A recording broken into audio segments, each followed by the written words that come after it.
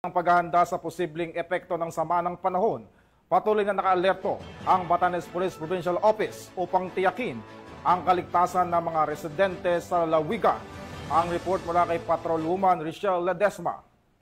Tuloy ang nagbabantay at nakaalerto ang Batanes Police Provincial Office upang tumugon sa anumang insidenteng dulot ng kalamidad, katuwang ang mga ahensyang lokal sa pasisigurong ligtas at maayos ang daloy ng serbisyo sa mga mamamayan sa lalawigan ng Batanes. Pinangunahan ni Police Colonel Victorino B. Valdez, Provincial Director, Batanes Police Provincial Office, ang pagpapatibay ng search and rescue readiness ng PNP Batanes sa pamamagitan ng isang pulong at inspeksyon noong 19 ng Hulyo taong kasalukuyan.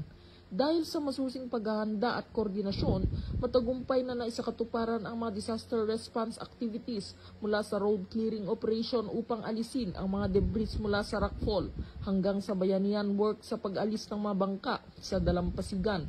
Gayun din ang pamamahagi ng family food packs mula sa evacuation centers.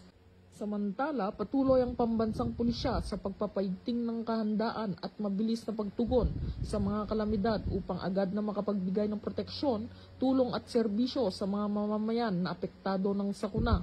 Sa pamamagitan ng malawakang koordinasyon at pagsasanay, layunin nito na masigurong ligtas ang bawat mamamayan sa kabila ng anumang hamon ng kalikasan. Mula dito sa Lambang ng Cagayan, ako ang inyong Business Network Correspondent, Patrolwoman Ledesma, alagad ng batas na kataguyod ng